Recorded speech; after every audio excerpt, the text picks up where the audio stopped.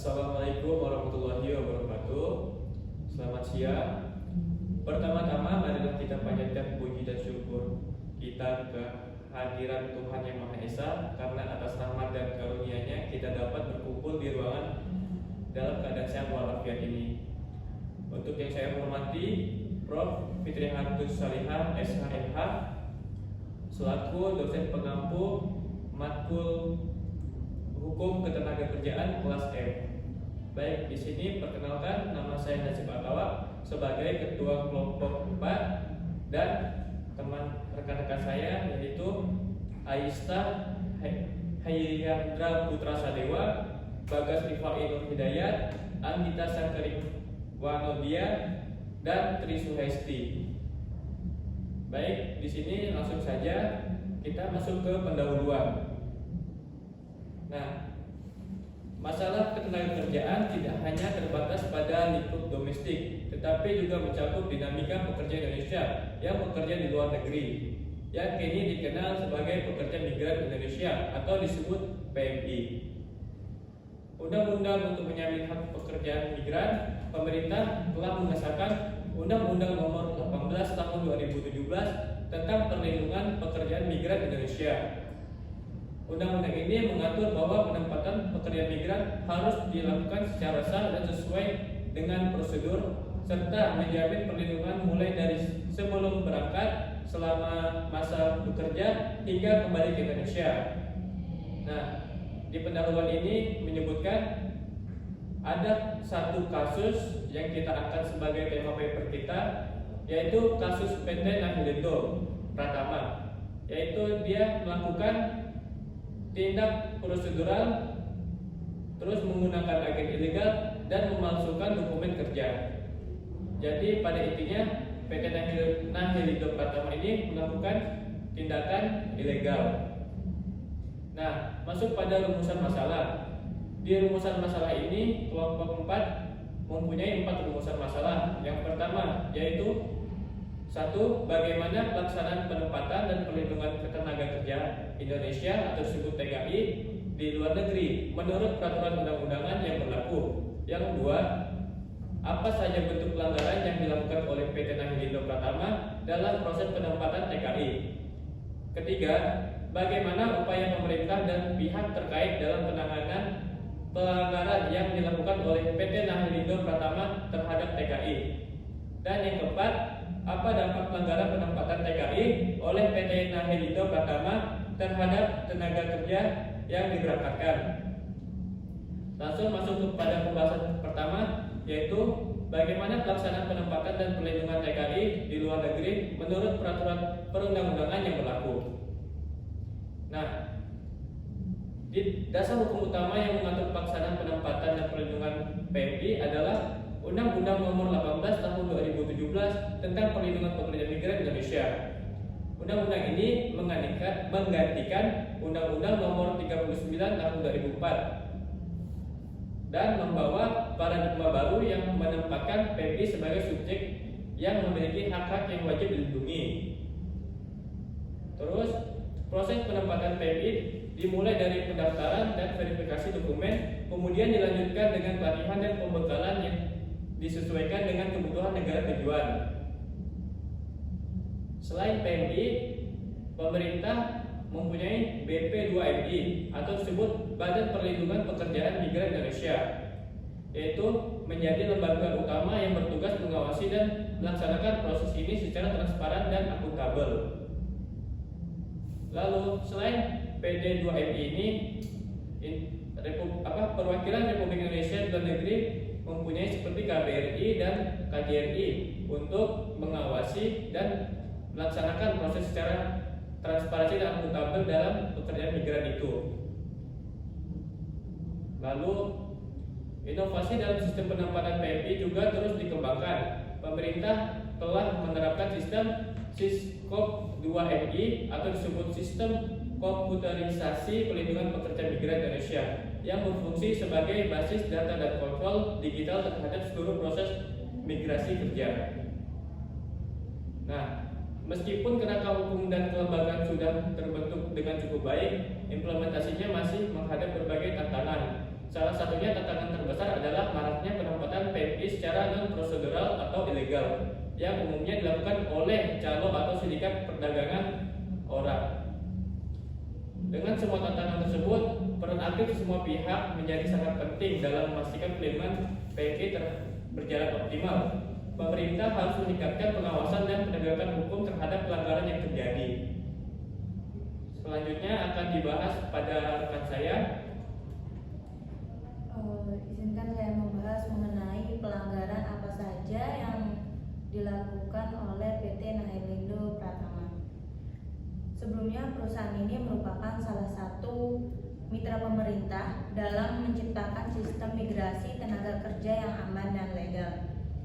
Akan tetapi, PT Nahelindo Pratama melanggar beberapa aturan yang diberlakukan oleh pemerintahan Indonesia, seperti pemberangkatan non-prudensial PT Nahelindo Pratama, yang dimana dalam kasus ini memberangkatkan 4 TKI asal Bali ke Rusia dengan visa pelajar yang berujung pada deportasi yang karena melanggar hukum setempat. Yang kedua itu ada pengabaian hak dan perlindungan PMI.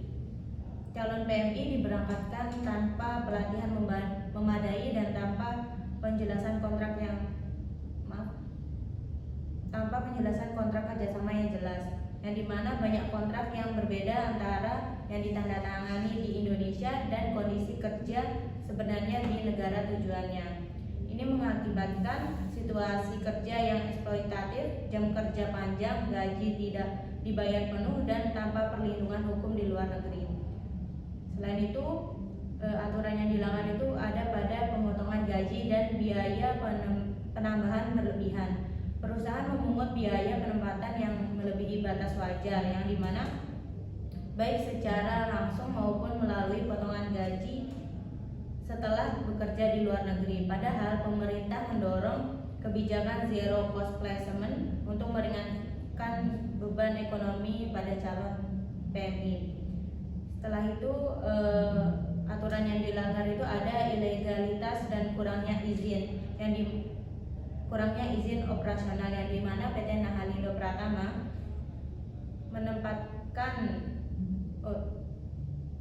menjalankan kegiatan perekrutan dan penempatan tanpa memenuhi ketentuan administratif seperti laporan kegiatan, kepemilikan izin resmi, dan kerjasama legal dengan lembaga di negara penempatan. Hal ini membuat PMI rentan secara hukum dan sulit mengakses bantuan jika terjadi masalah. Lalu yang terakhir itu ada penggunaan agen tidak resmi, yang dimana perusahaan menggunakan agen-agen ilegal di lapangan, terutama di daerah pedesaan yang minim informasi, sehingga banyak calon PMI terjebak penipuan dan proses perekrutan yang tidak sesuai prosedur. BP2MI sebagai lembaga yang bertanggung jawab terhadap perlindungan PMI dalam beberapa pernyataan resmi menyebut bahwa PT Nahelindo Pratama telah menjalankan kegiatan ketentuan administratif yang diwajibkan tidak sesuai dengan prosedural, termasuk pelaporan kegiatan, kepemilikan izin resmi yang berlaku, dan kerjasama legal dengan lembaga di negara penempatan. Hal ini menempatkan pekerja migrasi dalam posisi yang sangat rentan, karena secara hukum mereka dianggap tidak memiliki dasar legal untuk bekerja di luar negeri, yang pada akhirnya menghambat akses mereka terhadap bantuan hukum jika terjadi masalah. Baik, selanjutnya akan disampaikan pada rekan saya.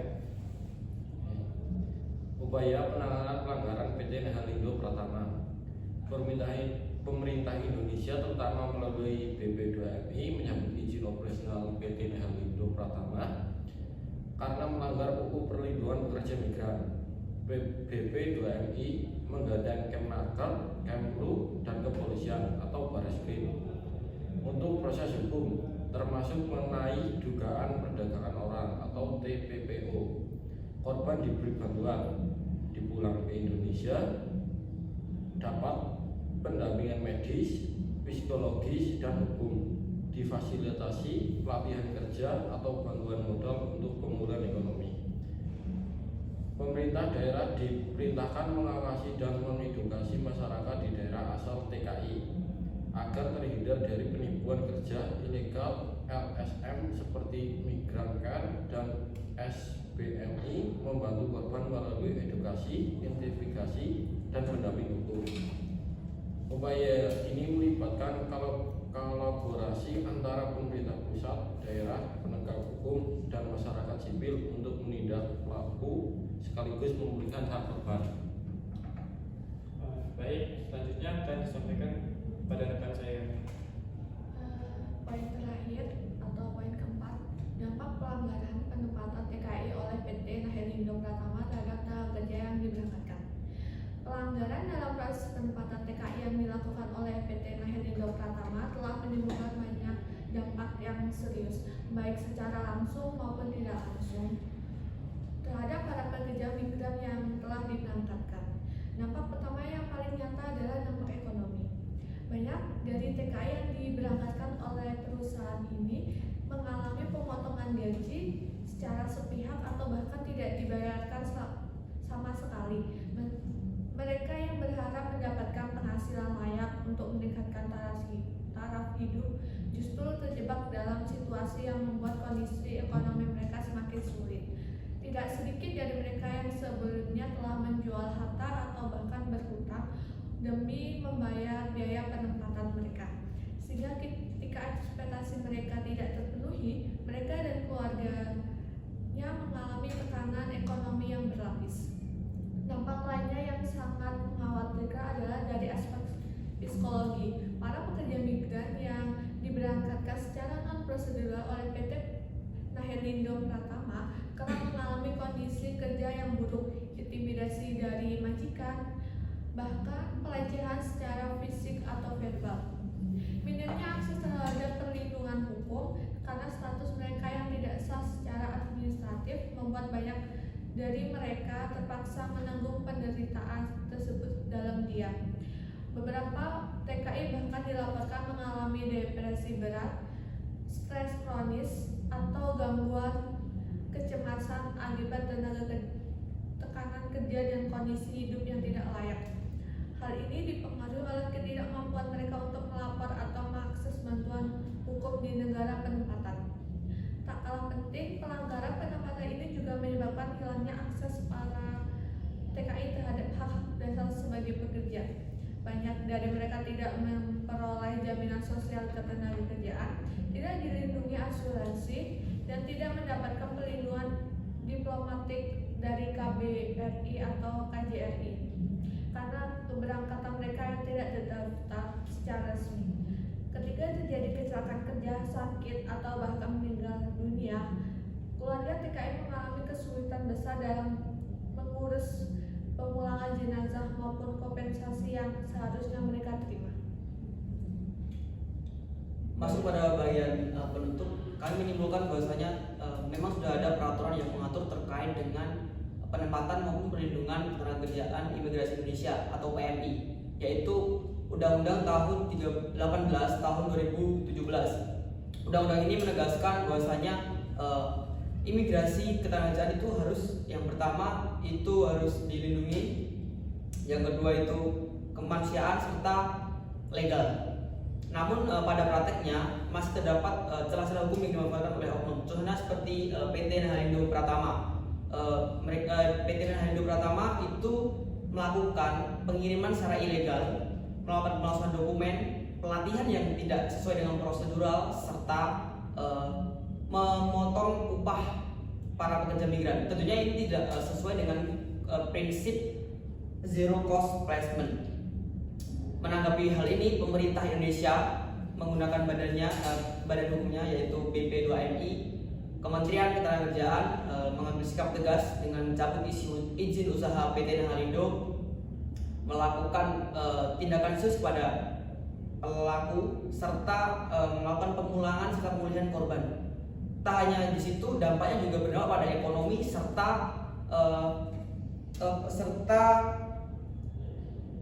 mencoreng nama Indonesia di kancah internasional.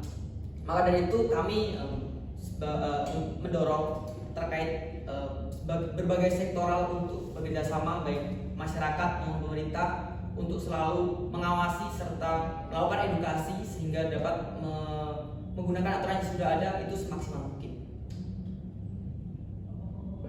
Sekian presentasi kelompok 4. Kurang dan lebihnya kami mohon maaf. Assalamualaikum warahmatullahi wabarakatuh.